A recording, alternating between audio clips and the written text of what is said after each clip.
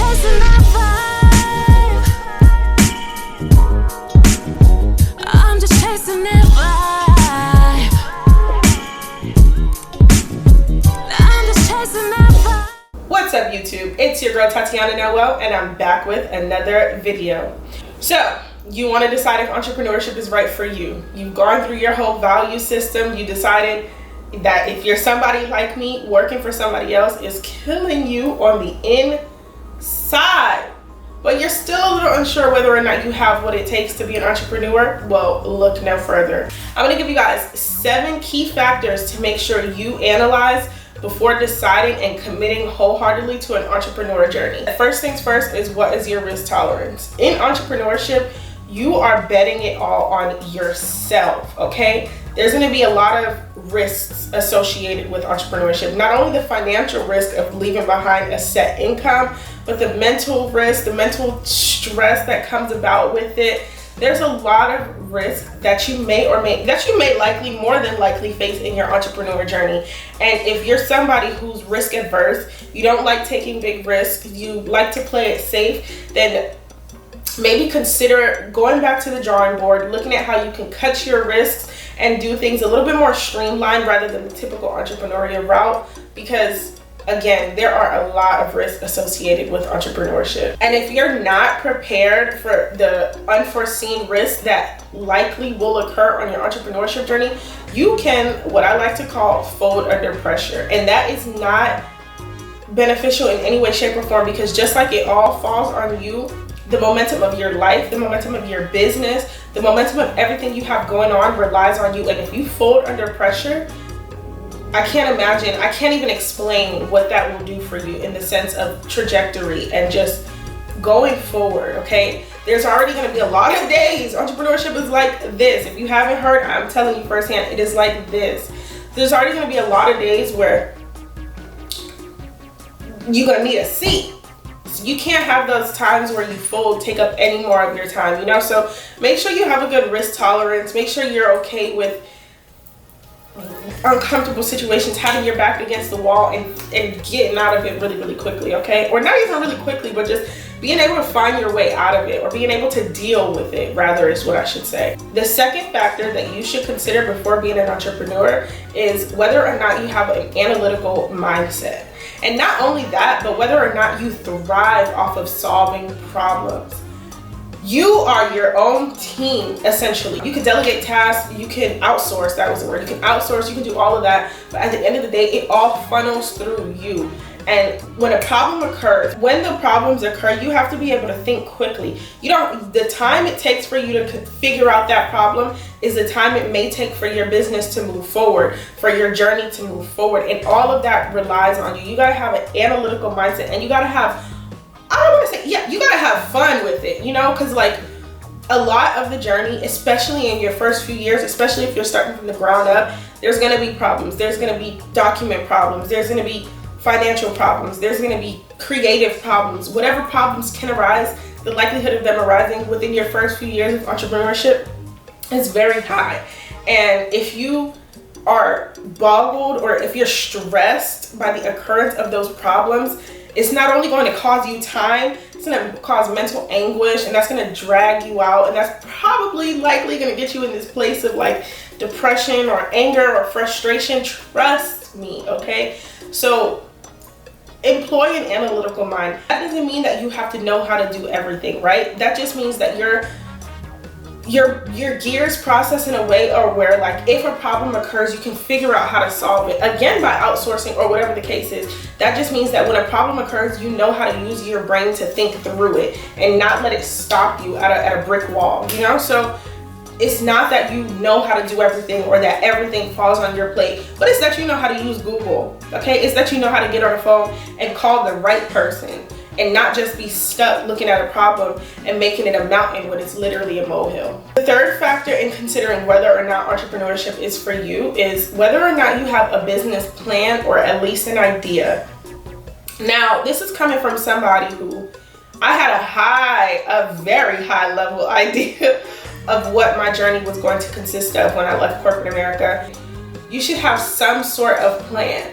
Even if it's just mentally that I want to get from point A to point B and you know what the middle ground looks like, whether or not you wrote it out, whether or not you sat and pondered on it or made a blueprint about it, I'm not necessarily saying that, though that would be 1,000 times better. But if you just visualize what it's going to take to get from point A to point B and you could see it, you're already halfway there. You know, you got to have some sort of idea. You got to have some sort of plan. If you're in a structured, lucrative position in life and your plan isn't solid, you don't have your why, you haven't identified how you're going to do what you're going to do or what it is that you want to do, take more time. Do not add the unnecessary stress on yourself of trying to figure things out along the way when you could literally use your structured position to help you brainstorm and blueprint a plan that may or may not be foolproof, but it is a roadmap to get you where you need to go. Take your time. Make sure you have that business plan. Again, the more detailed, the better. And you can plan for your whole life and things cannot turn out to plan. But if you have that roadmap, if you have that piece of structure in front of you, and again, I'm just visualizing it as like a list, a paper, or what have you. If you have that in front of you, you're not going from complete structure to complete chaos and, you know, self-reliance on you to remain disciplined. You have a proverbial or like you have a boss and it's just on paper, and so long as you stick to it, things will get accomplished. But make sure you have that plan. I cannot stress this enough. Make sure you have that plan. I know some entrepreneurs who are winging it, and what works for them may not work for everybody. Make sure you have a plan. The fourth factor that you should consider before becoming an entrepreneur is whether or not you have the skill set required for said entrepreneurial journey. And make sure that those skill sets, those tools are sharp, okay? You can't afford to have a dull set of tools, aka a dull set of a skill set that is necessary for your entrepreneur journey, because like we just talked about, problems are going to arise. Risks are a factor. If you have a dull skill set and you're trying to be an entrepreneur and you're trying to sharpen your skills as you go, it's not the worst thing that you could do. I've never been a fan of that whole fake it till you make it. That literally grinds my gears. But some people believe in that, and for some people it works. So, you know, but Tatiana Noah, I'm recommending that whatever skill set is necessary for your entrepreneurial journey, that not only you have them in your pocket, but you are a master at them. You are good at them. Okay, and even if you're still learning, you know enough to where Albert Einstein said, if you don't understand it well enough, or if you can't explain it simply enough, you don't understand it well enough. You know enough to where if somebody had to ask you, or if you had to verbalize those skill sets, you can do so in 30 seconds, 15 seconds or less without getting jumbled up in word vomit. Have those skills in your repertoire and make sure them bitches is sharp, okay? Like, it's gonna cut down on a lot of the time you gotta take for getting things done. You're gonna know whether or not you're good at this part of the skill set, so you could delegate that rather than trying to spend time to figure it out on the journey and wasting your damn time, when in reality, had you have known that from the beginning, you can outsource it, and then you can use yourself where your skill set is sharp. Just like you had a set of skills in that corporate structure or the structured 9-to-5 that you left, you're gonna need, maybe it's linear, maybe it's similar to the industry that you're leaving or thinking about leaving, or maybe it's completely different, but you're gonna need a skill set for your entrepreneurial journey, and you're gonna have to show up as that every single day, if not more, because it all relies on you. And what we don't consider is sometimes this can be like an identity shift, right? Take for instance me. When I left corporate America and decided to step into a creative entrepreneurial journey, for like the first year, I was so uptight. And I was uptight because of where I came from, the mindset I had. I had to loosen up. I had to shake all that off. And I think I even made this status on Facebook. It took about a year and a half for me to shake off all that I was and all that I adopted from this corporate structured mindset that I had. And I had to forge a whole new identity. Thankfully, I had already sharpened my skills prior to me deciding to become an entrepreneur, But at the same time, I had to switch gears and become a whole different person. And that's part of having those skill sets. So on the days where identity crisis was an issue, I still could rely on the fact that I could do those skills with my eyes closed, you know, and not even gassing myself up, but this is where you have to be.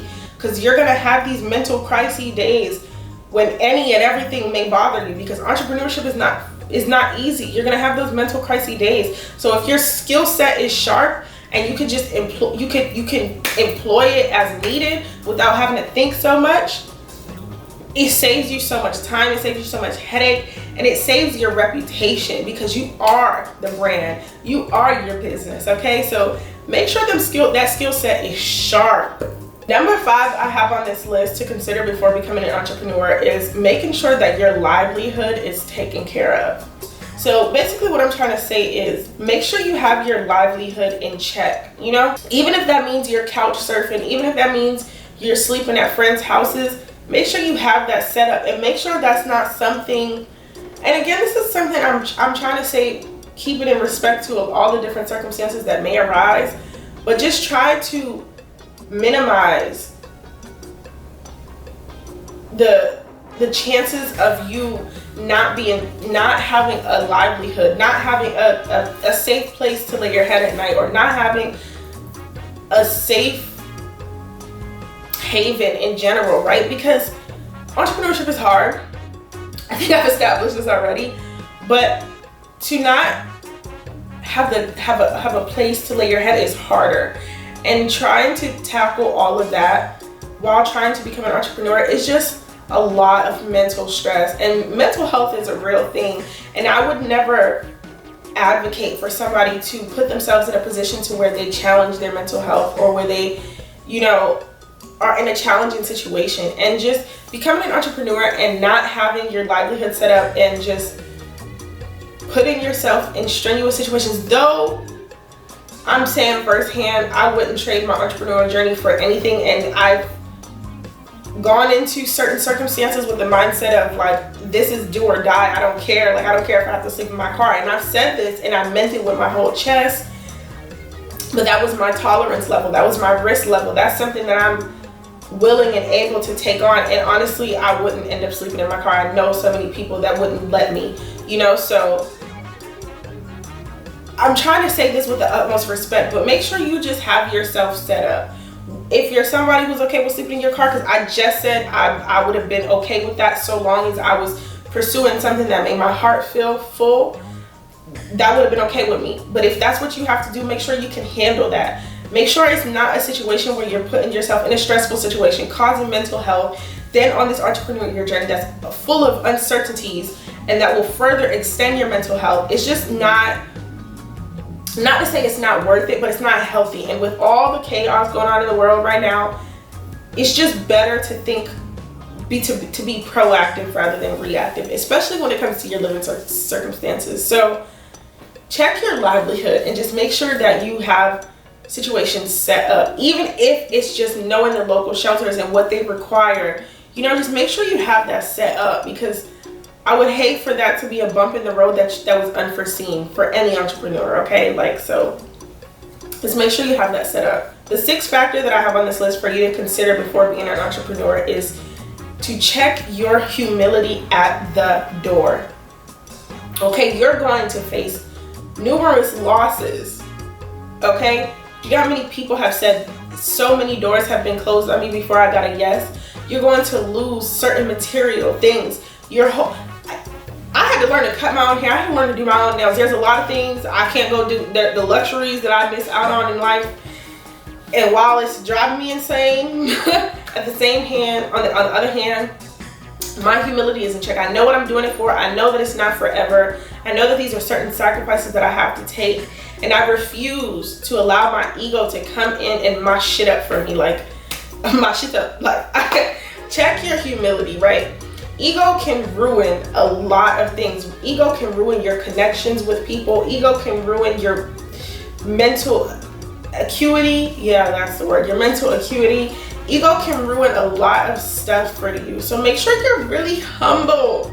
This entrepreneur journey is not for the weak, okay? If y'all haven't gotten this yet, It's not for the weak. Like, if you're somebody who wants to keep up with the Joneses or somebody who likes to flex, whoo child, the pitfalls of entrepreneurship is going to eat at you because you don't have those things to flex with. What you once had, you may or may not be able to do anymore. You know what I'm saying? So like, check your humility at the door. Like, this isn't a long-winded one. This is straight to the point. Check your humility at the door. Make sure, you know, you can take it on the chin. You can take it like a grown-up.